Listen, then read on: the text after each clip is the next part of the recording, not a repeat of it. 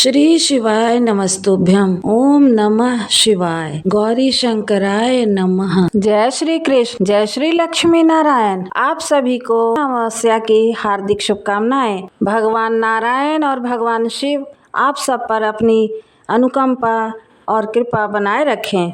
यदि आप चैनल पर नए हैं तो कृपया हमारे चैनल को लाइक, शेयर और सब्सक्राइब कर दें ताकि आगे आने वाले वीडियो की जानकारी आपको समय पर मिल जाए। तो चलिए शुरू करते हैं अमावस्या व्रत की कथा। इस दिन भगवान शिव और माता पार्वती की पूजा की जाती है। अमावस्या के दिन व्रत रखकर भगवान शिव और माता पार्वती की पूजा करने से वैवाहिक जीवन के दुखों का अंत होता है और अखंड सौभाग्य की प्राप्ति होती है। पौराणिक व्रत कथा के अनुसार एक समय एक राजा हुआ करते थे जो बहुत ही धर्मपरायण और पुण्य कर्म करने में विश्वास रखते थे। राजा की पत्नी भी राजा के धार्मिक कार्यों में खूब सहयोग करती थी। वह सुबह राजा के उठने से पहले उठती और स्नान करके सबसे पहले तुलसी के पौधे में जल से सींचती थी। फिर पूजा पाठ करके वह भगवान सूर्य नारायण को अर्घ्य दिया करती थी। राजा और रानी दोनों एक दूसरे से बड़े खुश रहा करते थे। ऐसे ही उनका जीवन चल रहा था। एक दिन राजा ने रानी से कहा कि हम अपने महल में कोई पूजा का आयोजन करवाते हैं। तो रानी कहने लगी, जरूर कराइए महाराज, क्योंकि हमारे महल में कोई भी पूजा का आयोजन बहुत दिनों से नहीं किया गया है।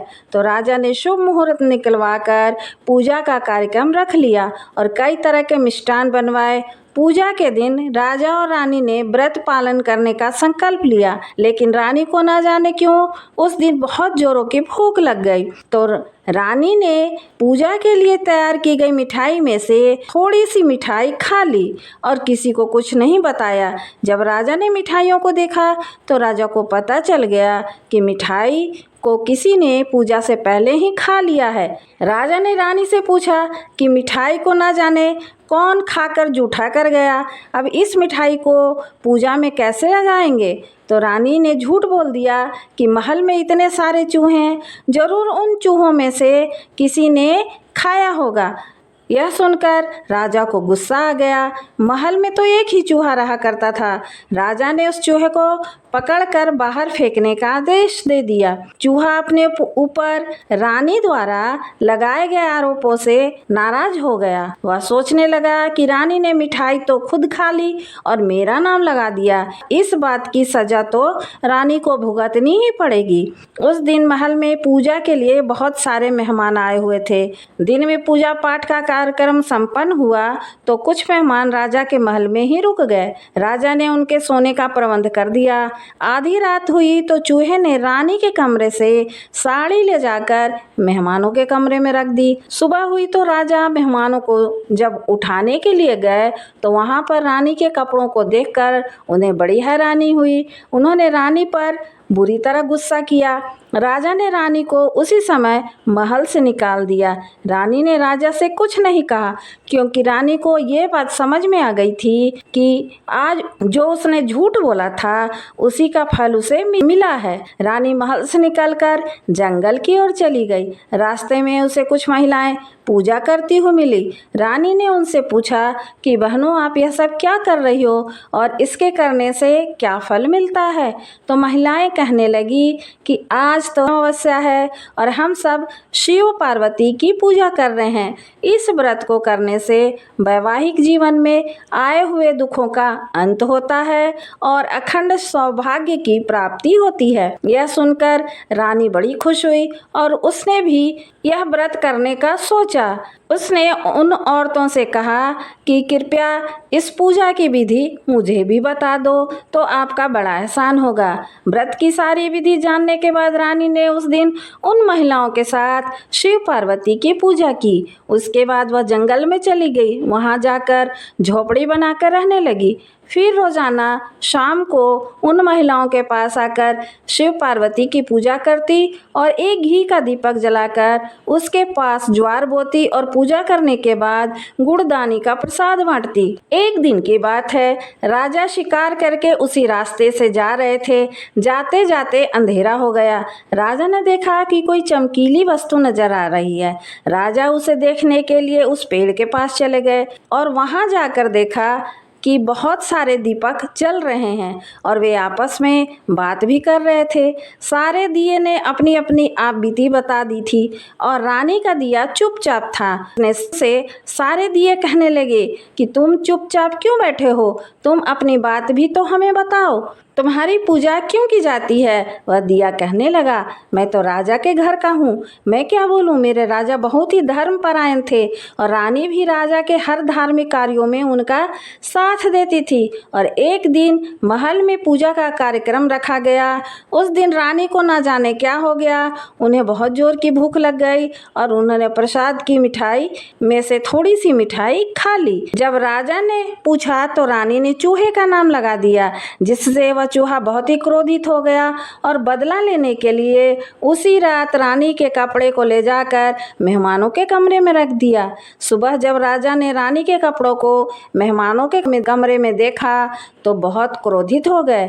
वह इस बात से अनजान थे कि रानी निर्दोष है और उन्होंने रानी को महल से निकाल दिया। तभी से रानी यहाँ झोपड़ी बनाकर रहती है और शिव पार्वती की पूजा करके दीपक जलाती है। मैंने रानी को आशीर्वाद दिया है कि वह हमेशा खुश रहे, लेकिन राजा को जाकर कौन बताए कि रानी बेकसूर है। राजा यह सारी बातें चुपके से सुन रहे थे। सच्चाई जानकर राजा को बहुत ही दुख हुआ और वे रानी को इधर उधर ढूंढने लगे। रात्रि में कोई झोपड़ी नजर नहीं आ रही थी, इसलिए राजा वहीं पेड़ के नीचे सो गए। सुबह होने पर उठे और फिर रानी की तलाश करने लगे। उन्हें घूमते घूमते दोपहर हो गई, तब उन्हें एक झोपड़ी दिखाई दी। झोपड़ी के पास जाकर राजा ने आवाज लगाई तो राजा की आवाज सुनकर रानी बहुत प्रसन्न हुई और खुशी खुशी झोपड़ी से बाहर आई। तब राजा ने कहा, मुझे बहुत बड़ी भूल हो गई, मैंने सच्चाई जाने बिना ही आपको महल से बाहर कर दिया। इस पर रानी ने कहा कि नहीं महाराज, मुझे तो मेरे कर्मों का फल मिला है, इसमें आपका कोई दोष नहीं है। राजा रानी को लेकर महल में आ गए। नगरवासी बड़े प्रसन्न हुए। वे दोनों खुशी खुशी साथ रहने लगे। शिव पार्वती की कृपा से 9वें महीने में रानी ने 2 जुड़वा पुत्रों को जन्म दिया। फिर वे दीर्घ काल तक जीवित रहे, अपने अपने समस्त सुखों का भोग करके अंत में शिव धाम को चले गए। शिव जी महाराज, हे माता पार्वती, जैसे आपने रानी पर कृपा की वैसे ही हम सब पर करना, सुख सौभाग्य बनाए रखना। दूसरी कथा। एक साहूकार था, उसके 7 बेटे और 7 बहुएं थी और एक बेटी भी थी। उस साहूकार के घर अक्सर एक जोगी भिक्षा लेने आया करता था। जब उस साहूकार की बहुएं उसे भिक्षा देती तो वह खुशी खुशी ले लेता था और आशीर्वाद देता हुआ चला जाता था। जब कभी साहूकार की बेटी जोगी को भिक्षा देने आती, वह भिक्षा नहीं लेता और बोलता, बेटी सुहागन तो है पर इसके भाग्य में दुख लिखा है। ऐसा सुनकर बेटी दुबली होने लगी। किसी को कुछ नहीं बताया।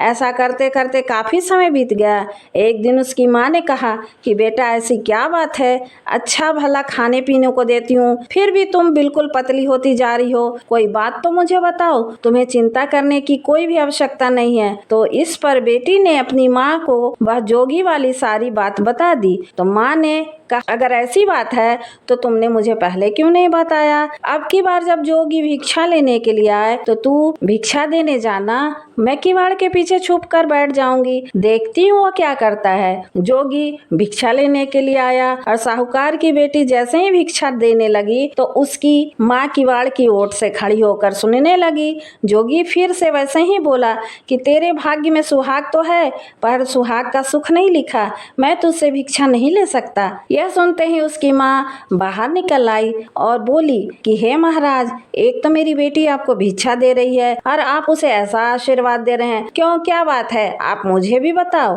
तो वो बोला, इसकी शादी तो जरूर होगी, लेकिन फेरों के वक्त सांप इसके पति को डस लेगा जिससे उसकी मृत्यु हो जाएगी, तो इसके भाग्य में सुहाग का सुख नहीं लिखा है। उसकी माँ ने जोगी के पांव पकड़ लिए और कहा कि आप ही इसका कोई उपाय बताओ। जब आप इसके भाग्य में लिखा बता सकते हो तो आप इसका उपाय भी बता सकते हो। ऐसा कहकर वह रोने लगी। तो तब साधु ने कहा कि 7 समुंदर पार एक सोमा धोबिन रहती है। वह प्रत्येक माह की अमावस्या का व्रत करती है। यदि वह इसका फल इसको दे देती है तो इसके भाग्य में लिखे हुए दुख टल जाएंगे। वह ज्यादा कहीं आती जाती नहीं है, बहुत ही धर्मपरायण स्त्री है। अब उसे कैसे राजी करके आपको यहाँ लाना है यह आप ही जानो। यह कहकर साधु बाबा वहाँ से चले गए। उस लड़की की माँ जैसा साधु बाबा ने बताया था उसी रास्ते पर सोना धोबन को ढूंढने के लिए निकल पड़ी। चलते चलते वह बहुत तेज गर्मी की वजह से बिल्कुल थक चुकी थी और एक पीपल के पेड़ के नीचे विश्राम करने लगी तो उसने अचानक देखा कि एक सांप आ रहा है जो पीपल के पेड़ के ऊपर चढ़ रहा था। साहूकारनी ने पीपल के पेड़ के ऊपर देखा तो पेड़ के ऊपर गरुड़ पक्षी का घोंसला था। उसने सोचा कि इसके अंदर गरुड़ के अंडे होंगे, अगर यह ऊपर गया तो उन अंडों को खा जाएगा। ऐसा सोचकर उसने सांप को मार दिया। इतने में वहां पर गरुड़ पक्षी का जोड़ा उड़ता हुआ आया और उसे चोंच मारने लगा और कहने लगा कि तुमने मेरे बच्चों को मार दिया। इस पर वह बोली, मैंने तुम्हारे बच्चों को मारा नहीं है, मैंने तुम्हारे बच्चों को बचाया है। यह कहते उसने सांप की ओर इशारा किया। इस पर गरुड़ पक्षी का जोड़ा बहुत ही खुश हुआ और बोला कि आपको जो भी मांगना है सो मांगो, तुमने हमारे बच्चे की रक्षा की है, हम पर बहुत बड़ा उपकार किया है। लड़की की माँ बोली, मुझे 7 समुंदर पार जाना है, जाने का कोई रास्ता नहीं है, अगर आप मुझे वहाँ तक पहुँचा देते हैं तो यह आपका उपकार होगा।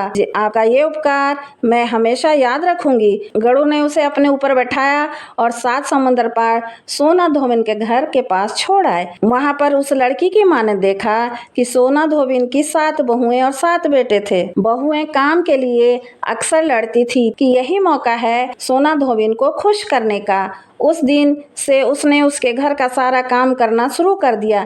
जब सोना धोबिन सुबह उठती तो उसे पहले सारा घर का काम किया हुआ मिलता। पशुओं को चारा डालने का काम पूरा हुआ होता। सोना धोबिन ने सोचा कि पहले तो मेरी बहुएं इतने काम के लिए लड़ाई करती थी, अब सूर्योदय होने से पहले ही सारा काम निपट जाता है। कौन सी बहू ऐसा कर रही है, मुझे छुप कर देखना होगा। अगले दिन सोना धोबिन सुबह जल्दी उठी और छुप कर बैठ गई तो उसने देखा कि मुंह अंधेरे एक औरत आई और उसने घर का सारा काम निपटाया। जैसे ही वह जाने लगी तो सोना धोबिन ने उसे पकड़ लिया और कहा कि तुम मेरे घर का सारा काम ऐसे चोरी छुपे क्यों करके जाती हो? यह पाप तूने मेरे ऊपर चढ़ा दिया, इसे मैं कैसे उतारूंगी? तो साहूकारनी ने अपने हाथ जोड़ दिए और बड़े ही दीन स्वर में वह साधु बाबा वाली सारी बात सोना धोबिन को बता दी। सोना धोबिन अमावस्या का पुण्य फल उसकी बेटी को देने के लिए तैयार हो गई और कहा कि मैं तेरे साथ चलती हूँ। सोना धोबिन ने अपने बेटे और बहुओं से कहा, जब तक मैं लौट के ना आऊं अपने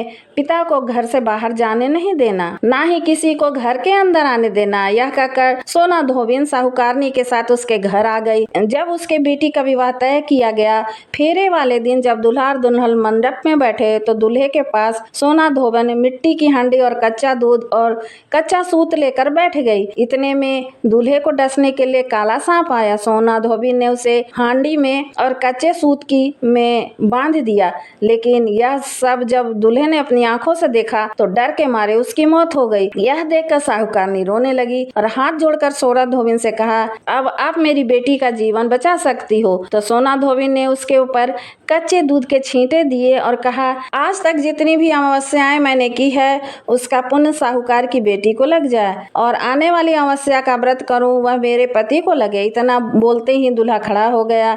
विधि विधान से उसके फेरे पूरे हुए और हंसी खुशी से बेटी की विदाई कर दी गई। सारे लोग अपने अपने घर चले गए। जब सोना धोबिन जाने लगी तो साहूकारनी बोली कि मैं आपको क्या दूं? तब सोना धोबिन बोली कि मुझे क्या चाहिए, बस एक मिट्टी की हांडी दे दो।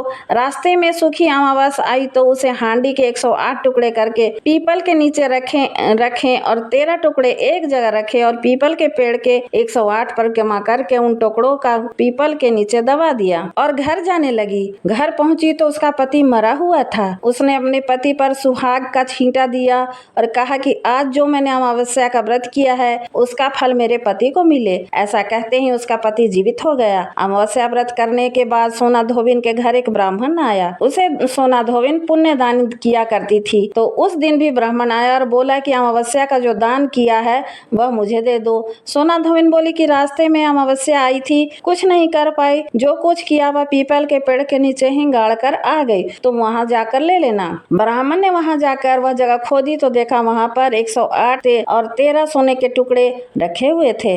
वह उन टुकड़ों को इकट्ठा करके उसके घर ले आया और सोना धोबिन से बोला, इतना धर्म किया, इतना दान किया और कहती हो कुछ भी नहीं किया। तो सोना धोबिन बोली, यह तुम्हारे भाग्य का है, आप ले जाओ, मैंने कुछ भी नहीं किया। तो ब्राह्मण बोला कि मेरा तो चौथा हिस्सा है, बाकी 3 हिस्सा तो आपका है, जिससे भी आपकी इच्छा हो आप उसे दे देना। सोना धोबिन ने पाठशाला, प्याऊ, धर्मशाला, कुएं, बावड़ी आदि बनाने में वह सारा सोना लगा दिया और ब्राह्मण ने पूरे नगर में ढिंढोरा पिटवाया कि सारे लोग अमावस्या का व्रत करें, क्योंकि यह अमावस्या सौभाग्य और धन दोनों ही देता है। कथा पूर्ण हुई। हे शिव जी, माता पार्वती, आप हम सब पर भी अपनी कृपा बनाए रखना, जैसा सोना धोबिन के ऊपर बनाए रखा था। ओम नमः शिवाय। हर हर महादेव।